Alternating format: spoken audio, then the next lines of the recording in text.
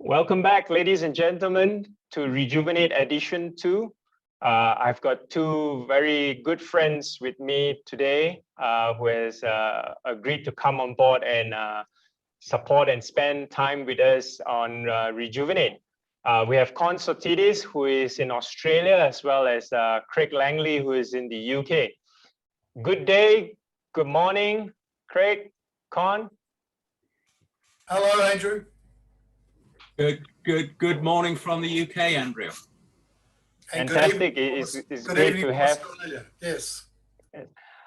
Okay, I'm going to give a very quick introduction to the both of you, and then I'll let the two of you to take it away and share a little bit more about yourself. So Con is a social media strategist, and needless to say, he's award-winning. He's been in the business for the longest time.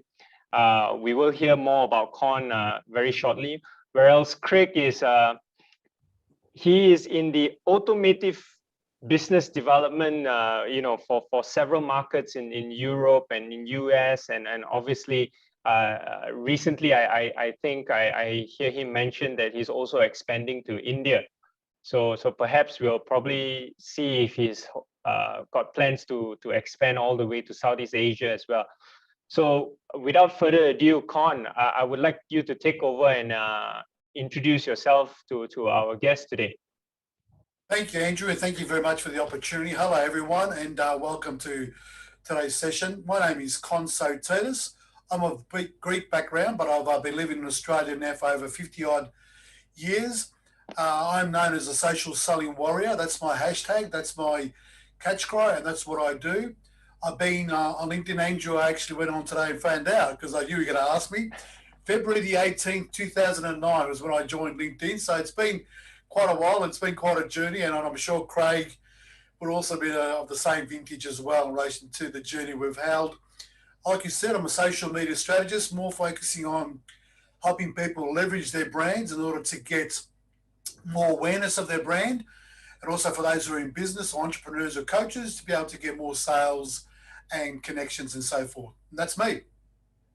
And just to add, you have been judged as the #1 blog to follow in the top 15 international HR blogs. Now, wow, I think I've got the right person here today to talk about, rocking someone's LinkedIn journey, especially in this current climate where we are looking for, youths are looking for jobs and whatnot.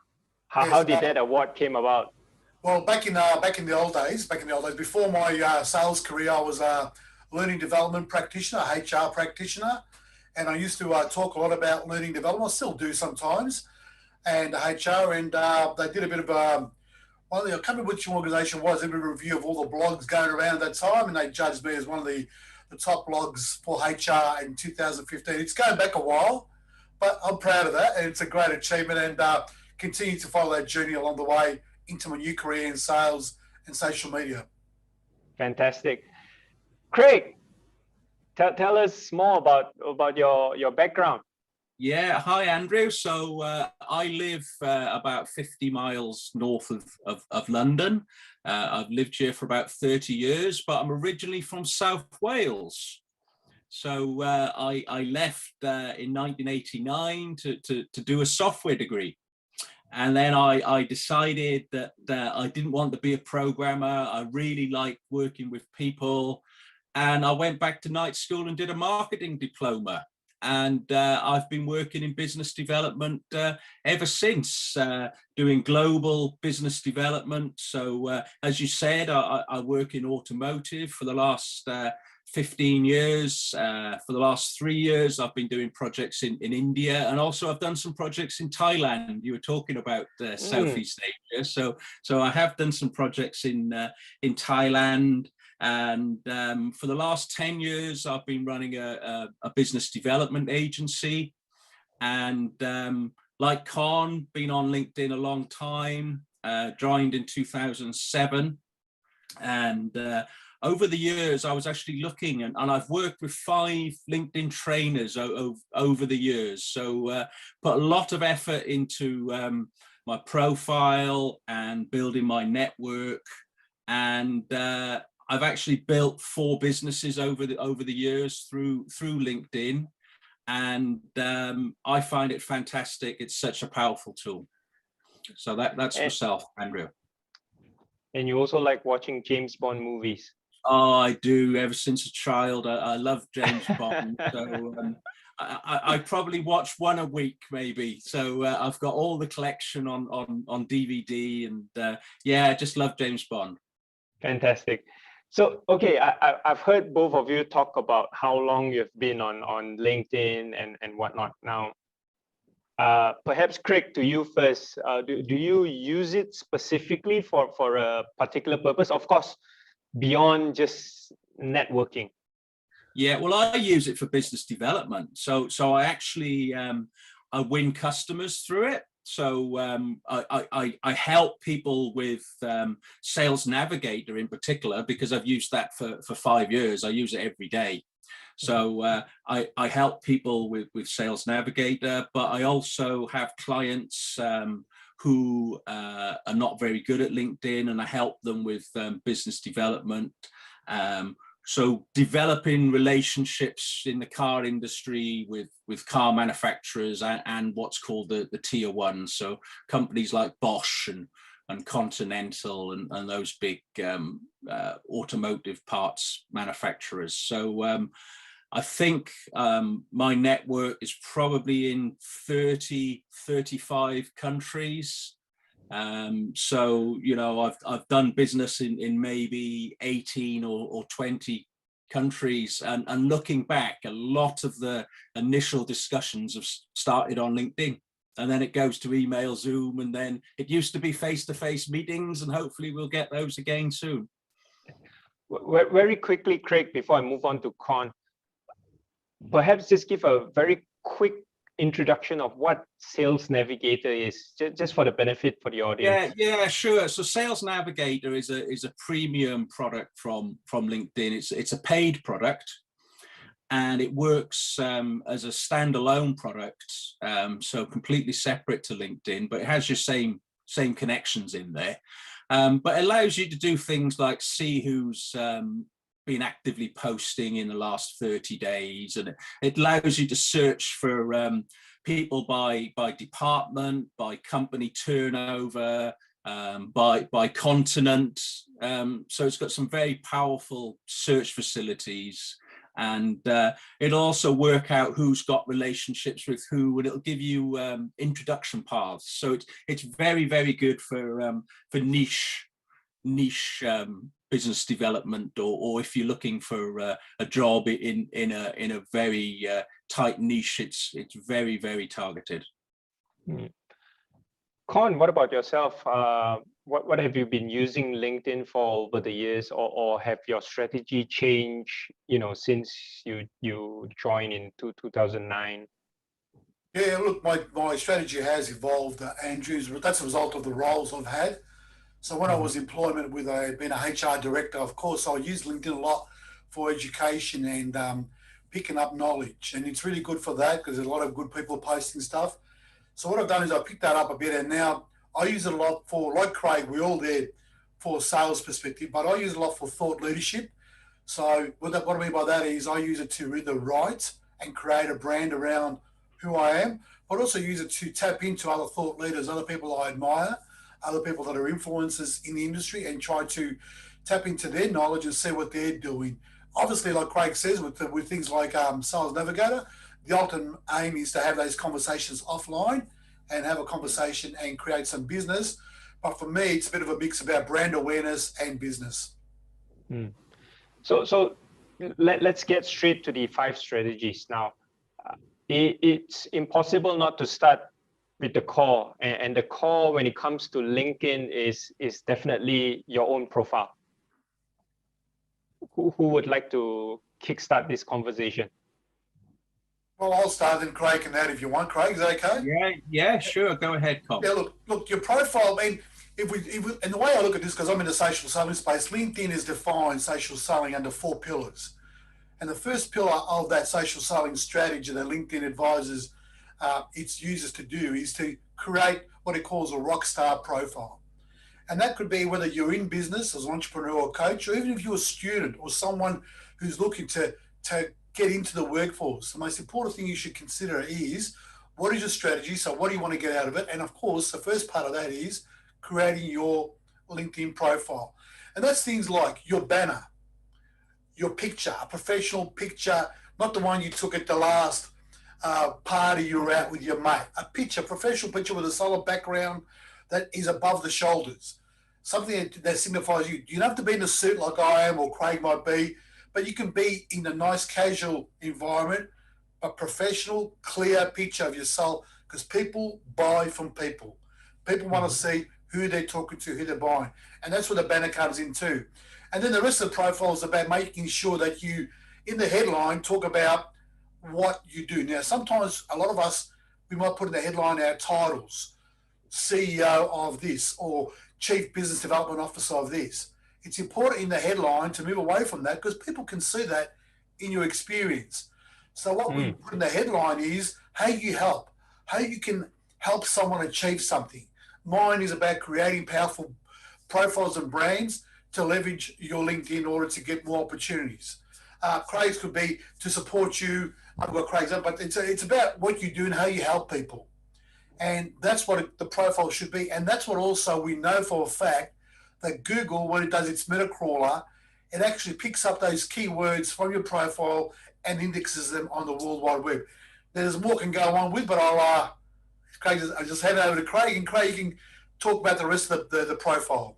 Yeah, totally. Thanks, Con. Yeah, totally agree with what you're saying. You know, a clear banner, a clear photo. Just to expand on the headline, you have 220 characters.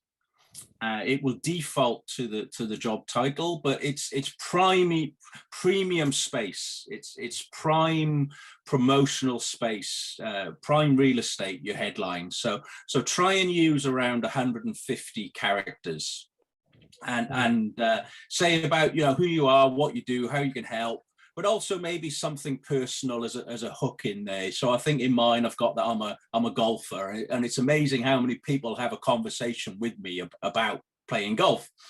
So maybe, you know, give something personal in there, and then, you know, the about section. The first two lines are absolutely critical, because that's what will appear, what's called above the fold. So it'll stop at the see more button. So that's what people will see before they click the see more. And you've got an opportunity to tell a story about, you know, how you got into doing what you do, what motivates you, a little bit about your personality. Don't just write it like a resume, like a CV, saying, you know, I did this, then I did that, then I did that, because your job section below will show that journey. So write it as a story about how you got to where you are and where you want to go in the future, and put some emotion into it and some personality into it. And then the other thing I see quite a lot is people don't add the right university or the right companies that they've worked for, and you see a lot of grayed out logos on people's profiles. So make sure that you select the right company page for either your school, your university, your college, your employers. So it picks up the logo and it makes it look professional. And then there's sorry, Andrew. Then there's another section that people miss, and I think it's a very powerful section, which is projects. So if you've been a student and you've worked on particular projects, then there's an opportunity to put those in there, and it really makes a profile stand out. So there's so much you can put in a profile, Andrew. I would think volunteer, you know, if you've volunteered on any programs as well, yes, those would also help for students and yeah, such. Volunteer, and also publications as well. If you've been in written any articles and appeared in any press, then publications is a good area as well. I think those are. Oh, sorry. Yes, sorry, Con. I Go was going to ahead. add, and especially when you're volunteering, one thing that people don't do on their profile is get recommendations. So even when you're being a volunteer, ask the individuals to give you a recommendation where you can put on your profile. It's a bit like a reference that you can actually take to a job interview, but this is also good to have on your profile. So if you're a student, you've been on projects, you've been on maybe student unions or student clubs where you volunteered, get a recommendation from the leader. Put it on your profile. I think that's something that not many people, especially students that are coming into the workforce, do not take advantage of, getting recommendations from peers, from lecturers, from faculty heads, or even project leaders.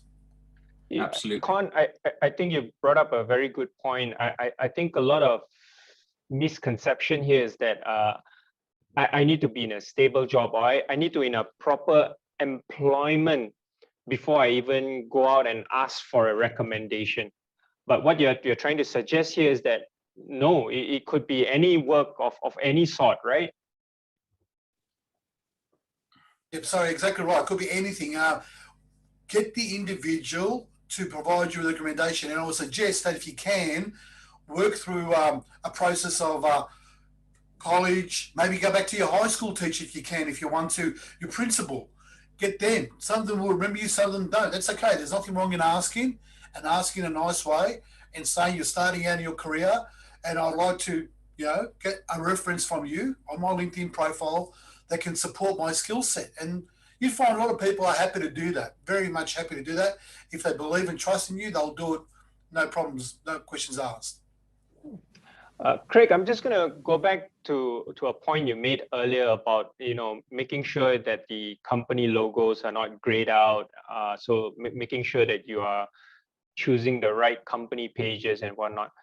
I guess a question sometimes that a lot of people also ask me is this, or what if that company does not have a company page? Now, where do I pluck that logo out from? Yeah, well, I think there was a time in the past where you could actually add a logo, but I think it's changed now, and I think you can only get the logo from the company page. Company pages, right? Yeah, okay. Yeah. So it's quite strict now. I think you can only do it if there's a LinkedIn company page. I guess for the benefit of our Malaysian audience as well, of course, we are still predominantly a very English based LinkedIn users, but let's assume if you want to do your profile in a different language, how does that work, and does it auto translate it for someone who is viewing it in the UK, for example, or in Australia, or in America for that matter? My understanding is you can have a profile in different languages. So LinkedIn will allow you to create a profile in another language, whereas it don't allow you to create multiple profiles. If you want to create one in another language, LinkedIn will allow you to create a similar profile as long as it's in a different language. Having said that, also don't stress about when you're writing. I'm currently consulting with a couple of my Greek clients overseas in Greece, and I know, Andrew, you've been part of some of the conversations on Clubhouse. So what I suggest to them is, even when you're posting, write in your own native language. LinkedIn has got a beautiful feature called translation. So none of us are going to miss out on the value you add by just clicking on that button called translation. So be comfortable in your own language. If you feel comfortable in writing in English, yes, please do. Or what I do sometimes is, you'll see I write in one language, I put a little dotted line, and I might translate it below in another language, because I'm also trying to target that market. But irrespective of that, you can always use a translation feature. Like summarizing, go back to your original question, LinkedIn will allow you to create another profile in a different language. Fantastic. And I don't think a lot of our Malaysian users here is aware or even using it, but if they do, I'm happy for them. That's great. That's good to know. Now moving on very quickly, Craig, perhaps explain to us about this Boolean logic when it comes to search filters. Yeah. So I do a lot of very, very targeted searches on LinkedIn, and even on a free account, you can do very targeted searches, because on a free account, you're only allowed to do about 40 searches before it starts graying out results. So you want to make every search count. And the Boolean logic that you can use are the OR statement, so OR, capital OR, the AND statement, so AND, the word AND, and the NOT statement. And you can combine those with brackets. And for example, you could search for people with certain job titles. So you could put title colon. So I could put title colon quotes engineering manager, or title colon chief engineer. Yeah. I could search for people who have certain things in their headline. There's a hidden search function headline. So if I wanted to search for LinkedIn coaches, for example, very often they will have LinkedIn in their actual headline. So I could go headline LinkedIn, and then there's also a feature which allows you to search for skills. So I might want to go headline LinkedIn and skills training or skills coaching, yeah, and I might want to not have people who focus on recruitment or jobs, so I could go and not job or and not recruitment. So you can build up very long search strings, and if people go to my profile, I actually did a video demonstrating this. Once you build up some of these searches, you can actually save the URL, and bookmark the URL in Google Chrome, and then you can jump to it and just change some of the keywords. For our listeners, do we need to have the colon and the italics, or do we just headline, colon, quotation marks, chief executive, close quotation marks? Is it the way we need to write the Boolean? Yeah, logic? if it's multiple words, I have the quotes. Yeah, but if it was just one word, you could just go headline colon LinkedIn without the quotes, and it would work fine. So the other way I use it is for finding posts. So hashtags have become very, very popular. Mm-hmm. So you could use say you were looking for job or recruitment or vacancy. So you could do hashtag job or hashtag vacancy or hashtag opportunity, and rather than click the people button, click posts, and it'll bring up anybody using those hashtags in posts. So that can be really powerful as well, Andrew. Mm. Those are fantastic tips, Craig. And once again, I really hope our audience today have got their pen and paper ready. Yeah, as I say, Andrew, I did a video. If people want to go to my profile, which we can talk at the end how you find me. There's a video. There's a video on that. Yeah. In fact, I'm just going to take a quick 10 seconds here, and someone has just commented on the chat box. It's Billy. He says, "Wow, learning so many new things with LinkedIn now from this session."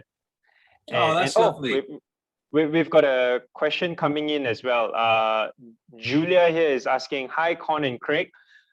Great session so far. My question is, should I engage in their posts before I send a connection request?" So I guess that leads to our follow-up question after this Boolean one as well, which was about what's the best approach to building visibility on LinkedIn, and I think Julia's question kind of ties in with that as well. Yes, it's a nice segue. Yes. Yeah. So Con, perhaps you want to take this first. Yes. How do we build visibility? Great point, and she makes a great point in relation to doing that. Look, as a result of COVID, we've all received a lot of connection requests because everyone's stuck inside and we're all getting these connection requests. But please, one, make them personal, personalize them. But what the questionnaire has asked is correct. Interact with the individual. on their post, interact with them on their profile, have a look at their profile, because people can see who's viewed my profile. If I get a connection request from someone who's not even viewed my profile, why would I connect with them? That means it's either a bot or they're just sending out their 50 connection requests for the day and they're not really caring about being authentic and genuine. View their profile, interact, engage with their posts, comment on their posts, share their post, like their post, do all those things. And after a period of time, when you're confident, you write to the individual in a personalized invitation, but tell them also what you liked about them. I liked the last post you wrote. I really enjoyed it. I'm also in the same place in my life. Can we connect and continue this conversation further? It's, yeah, give it a bit of meaning, give it a bit of authenticity. People will connect with authentic people, and they will connect on the basis that know that you will give them value as well. I'm on the same journey as you. I'd love to learn more from you. How good is that? How powerful is that? And that's the kind of connection requests that will hit the mark, and you'll find they'll accept it straight away. Craig, want to add to that? Yeah, absolutely. I think if you can find a post and write a meaningful comment, so don't say, great post, thanks for sharing.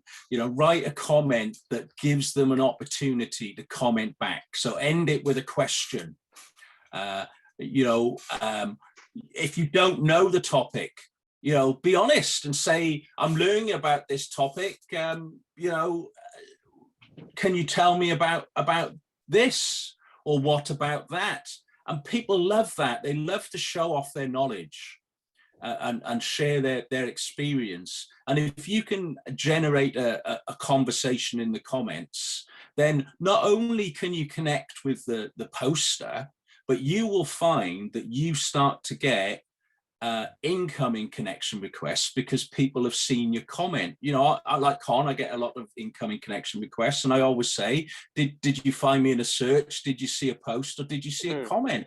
And a lot of people say, I saw one of your comments. So comments can be so powerful to attract people to you, so you can grow your network by also connecting with the other commenters on that post, with the other likers on that post. Say, I see you liked so-and-so's post, and I thought it was a great post. It would be nice to connect to another active user. And because not everybody on LinkedIn is active, if you actually send a message like that, people go, oh, yeah, you're an active user as well, I'd like to connect. Using Sales Navigator, coming back to that conversation again, it shows who's been active in the last 30 days, who's liked, who's commented, who's shared, who's posted.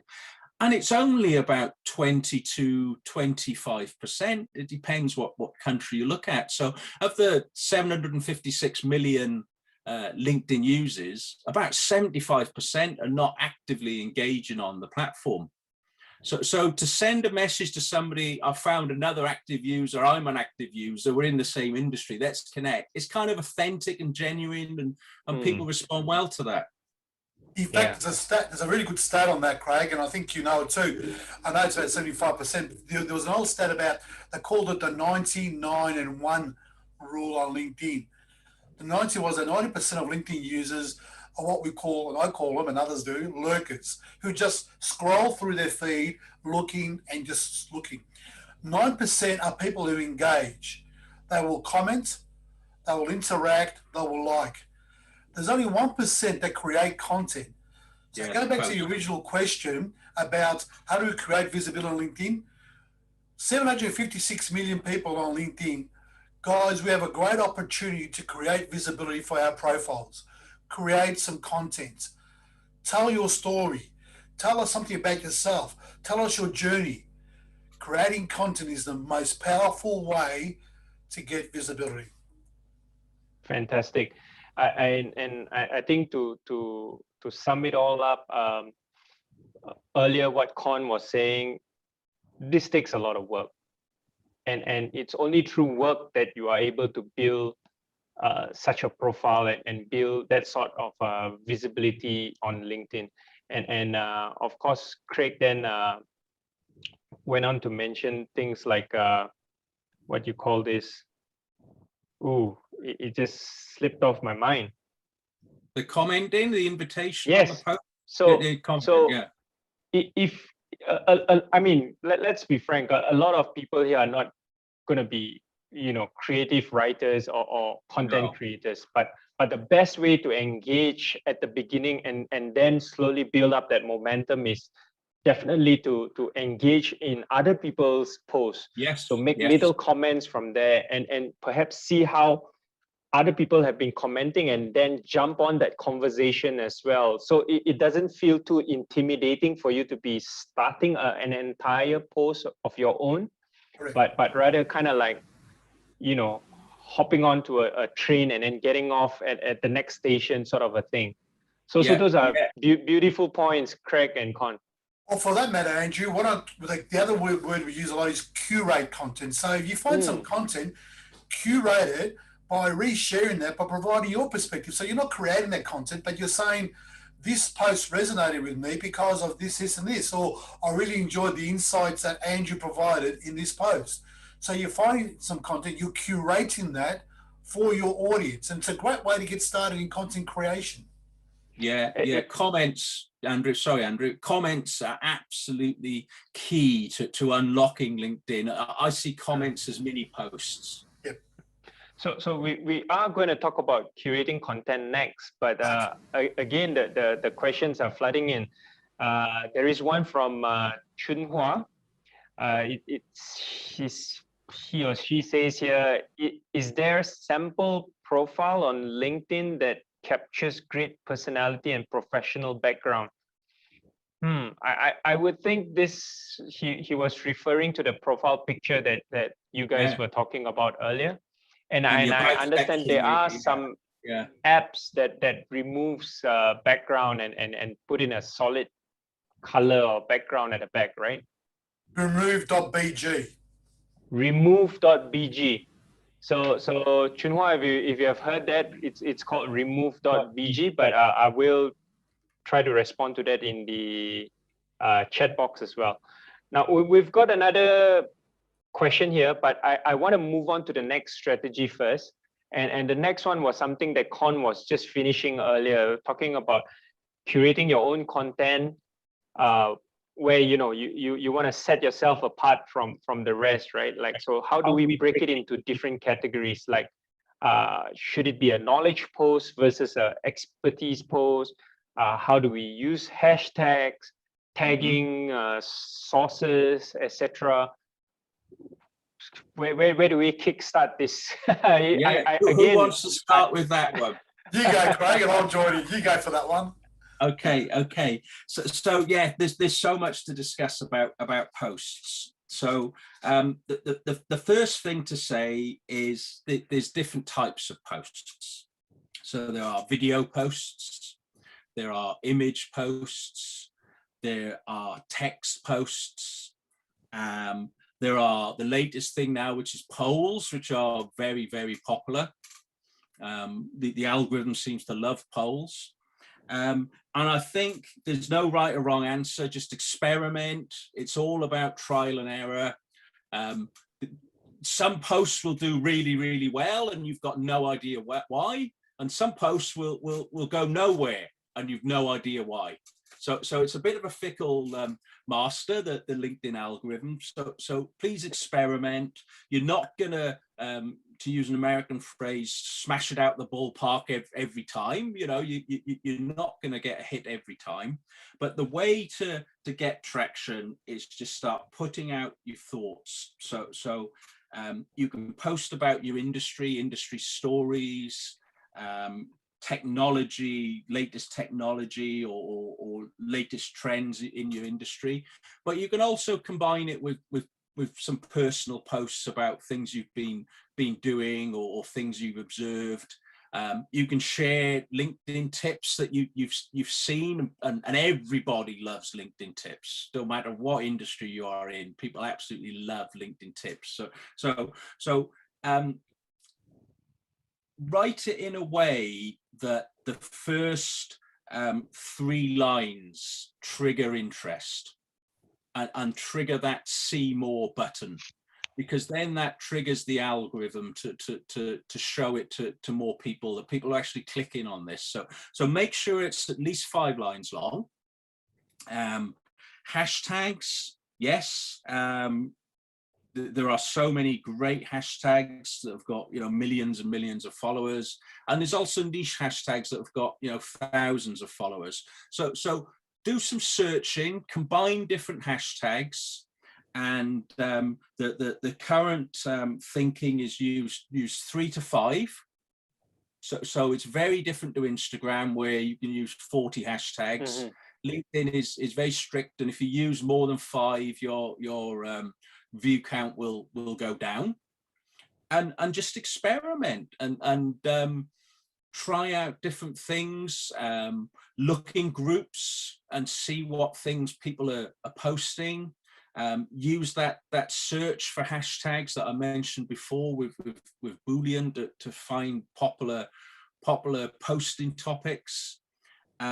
Use notes. You know, I'm like many people, I get ideas in the shower, and I jump out of the shower and I use my notes on my phone, and I write up something, and I might post it later. So you know, use your notes on your phone. So there's so many great ideas. I know Con's got some good sources of finding content. I use an app called Feedly, Feedly, and there's some other great ones that Con uses as well. So I'll leave it there, and I'll let Con fill in the blanks there. Thanks. What a great segue that is. Thanks very much, Craig. I'll just follow up what Craig said about hashtags. And one thing that we've seen more and more at the moment is, and Craig's done it and I've done it, is creating a personal hashtag. Now, a personal hashtag is something that's particular to yourself. Now, there's 2 reasons you would do it. One would be it sets your brand up. So for me, as you know, Andrew, it's Social Selling Warrior. That's my brand. Anything I post, anything I comment on, where it's appropriate, of course, is I would use that always. That way people know that hashtag. Secondly, hashtagging your own personal hashtag allows you to go back and refer and go and search for something you've written. So sometimes someone will say, hey, Con, you wrote something 2 months ago about X. I can't find it. Using your personal hashtag, if you've used that on all your posts, you're able to go back, locate it, and find them easily. So you say, you know what, George, Mary, go look up Social Selling Warrior. You should be able to find it there, because everything I post, I use the same hashtag. So creating a personal hashtag for your post is important.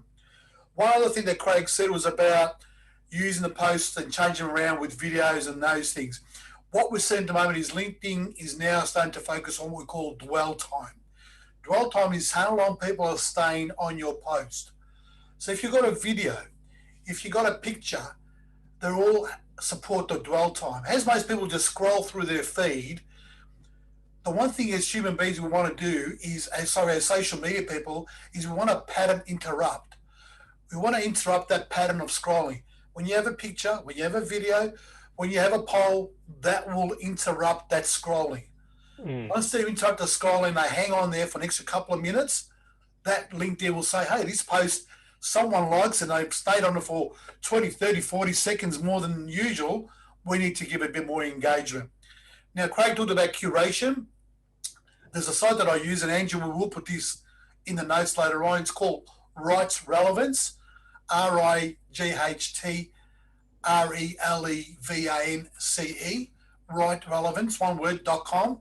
You go in there, you can put some parameters in there, and that helps you find the latest trends, the latest content in particular to any subject you want, and you can use that as a catalyst for you to start creating some content of your own.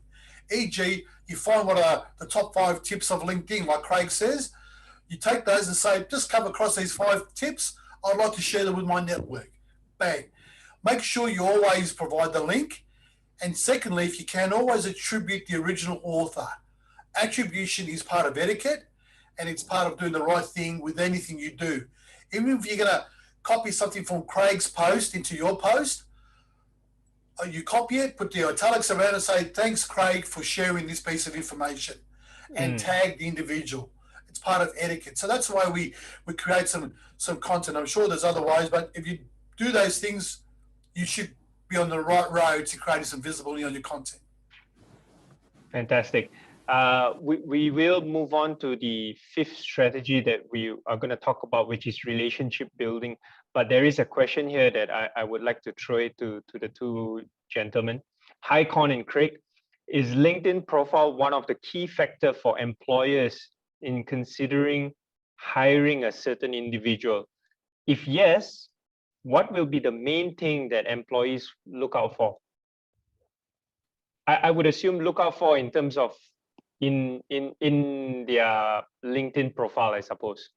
I was speaking to a recruiter today, and he said they look at 100% of all the CVs they receive. For example, what I mean by that is CVs go through an automatic tracking system. Once they get to a short list, let's say 10, they will look at all the social media profiles. They will search you. And like our friend would say, they will find you and they will hunt you down. But they will find you and search for you on all your social medias. So what they're going to look at is your professional photo, definitely. They're going to see your banner. They're going to see your profile, the one that Craig talked about, those first 3 lines and how you do things. And then the other thing they're going to go to is going to be your about section or your experience section. So make sure your experience section not only talks about where you work, but there's 3 or 4 or 5 lines about what you did at that place of employment. And the same with your about. Make sure it's about you, what you achieved, what you accomplished, how you accomplished it. We use a thing called the STAR method in a lot of applications. So use a STAR method in writing that about section. What was the challenge? What was the result? What part did you play in that particular challenge and the result? That's what an employer will look for. Craig, did you want to have anything to add to that? Yeah, absolutely. I think they'll also look at your activities. So be careful on the type of things you engage with. Don't engage on things that are political, or don't ever get into an argument with somebody on LinkedIn or Facebook for that matter, because they'll look at Facebook as well. So just be careful, just stay professional. You can stay personal. You can post about your hobbies and things you experienced, but don't ever engage in an argument on LinkedIn or post anything political, because people will see that in the future and it's there permanently, Craig, you brought up about posting about hobbies, and I think a lot of us today have already heard it many times, but I still love hearing it. Your barbecue post. Yeah. So I'm a big barbecuer, and I barbecue all year round. I barbecue Christmas Day in the snow. We've got a barbecue gazebo, so it's undercover. So I'll barbecue 4 times a week in the summer, and once a week or twice a week in the winter. So we barbecue a lot, and it's amazing how many, I'm going to be sexist, men in particular of a certain age, love barbecuing, and these people are now in management positions. So I did a post about barbecuing, and I got so much engagement, and I got some business discussions, and I won a client over it. My other great passion is movies. I own 1,200 movies in different forms on DVDs and discs, and I love movies, old movies, new movies. And I did a post about my favorite movie, which was Goodfellas. And I got an engagement, and I got talking to a company in Italy about Robert De Niro. And we both loved Robert De Niro, and we were talking about movies. And then he said, I need some business development help. Can we have a Zoom call next week? And he's now become a really good customer. Fantastic. And it was a post about movies. Crazy. Just on that one quickly, Andrew, personal posts are very, very good. And people don't be worried about posting personal stuff. One of my best posts ever, in fact, the best post I've ever got. I was just going to bring that up, Con. Okay. Yes. I was just going to bring that up. So Craig has got the barbecue. Con has got his son. Would you like to share more? Yes, thank you, Andrew. Sorry, I didn't know you were going there. Yes, so personal stories are great, but I respect LinkedIn. I respect the platform. I respect the people I've connected with. And I mean that honestly and truthfully, and Craig knows that. that platform is there for me for business, professional networking. But when there's a story of inspiration and it's personal, it's close to home, there's nothing wrong with sharing it. And you'll see that a lot. I saw yesterday a postman who quit his sales job, who's now a postie. He got 56,000 views in one day because he talked about his personal story about how he gave up sales to be a postie. My son's autistic. He has achieved the great things in his life. I put up a post because I was so proud of him. I've got 200,000 views. I've never had 200,000 views in my life. And I've got 56 comments. This is comments from all over the world. And I've had conversations with people. Now, I did it because I was inspired by my son. But what it did do indirectly, it got me high profile views from a range of people who then came to me and said, I also looked at your profile. Can we have a conversation? And that's an indirect benefit. But don't be scared of posting something personal, where it's inspiring, where it gives people hope. People love hope. People love stories of inspiration. And that's and again also hobbies. And it's good. They want to see. We love watching people doing the things they're passionate about. Barbecuing. Yeah, absolutely. Whatever the case may be. I just like to say one thing. You know, humans engage with humans, whether it's on personal interest, whether it's on Facebook, whether it's on LinkedIn. We've all got the same sort of passions. We've all got a life outside of work. We've all got families, and we all have pain in our lives. And I think there's a difference between personal and private.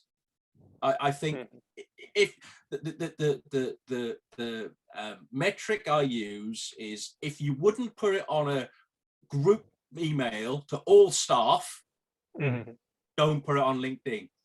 Because that's what you're doing. Yeah, if you wouldn't send it to your boss, if you wouldn't send it to the head of HR, don't put it on LinkedIn. So you know that's the metric really. But so putting stuff that's personal about what interests you, about your passions in life, I think is great. But sharing deeply private things or tasteless jokes or things like that, just be careful. If you wouldn't put it on a group email to all staff, don't put it on LinkedIn. Yeah, so it's very true in a sense where to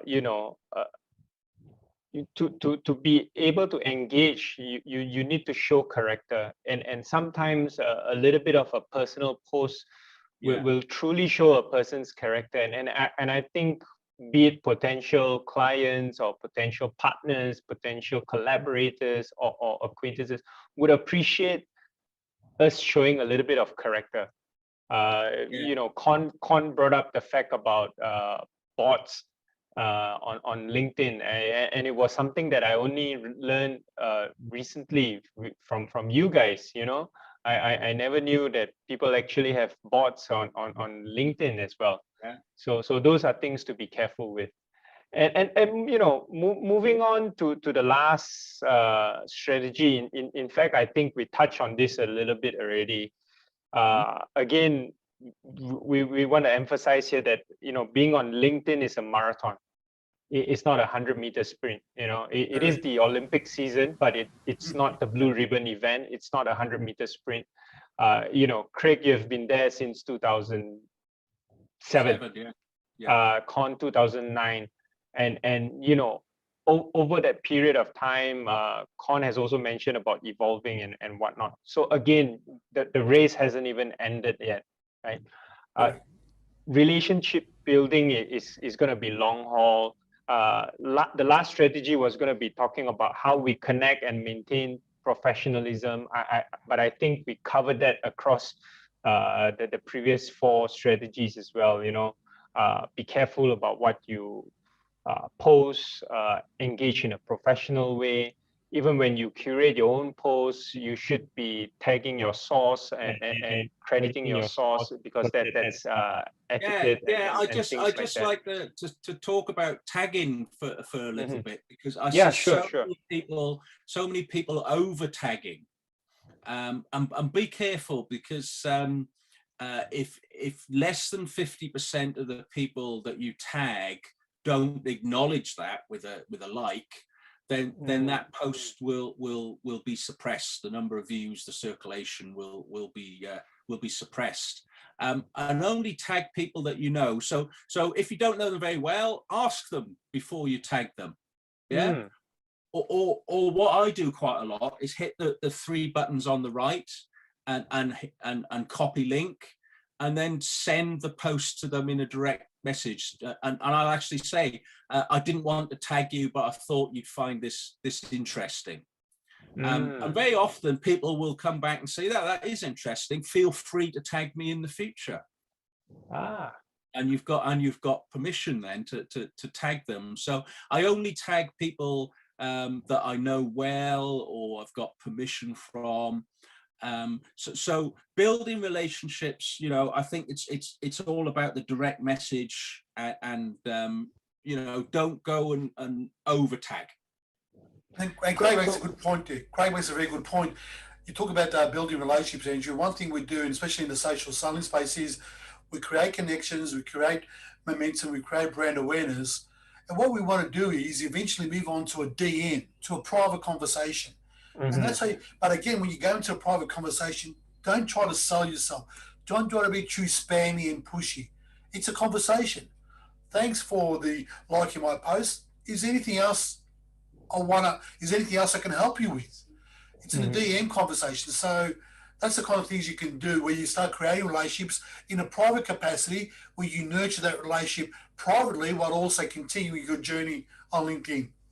Yeah, absolutely. I think, covering the relationship conversation, there's a lot of job seekers probably watching this. And one of the mistakes I see is they connect and then immediately ask, are there any jobs going? And I feel you've got to build rapport. You've got to get to the person to know, like, and trust you, and feel that, I'd like to help this person because he's a great person. Or she's a great person. And then you're going to get a response to that. I'm looking for a job. Is there any opportunities, or if you hear of anything? So I think you've got to be prepared to build rapport, to look at their profile, take an interest in their background, and say, I'm learning about your area.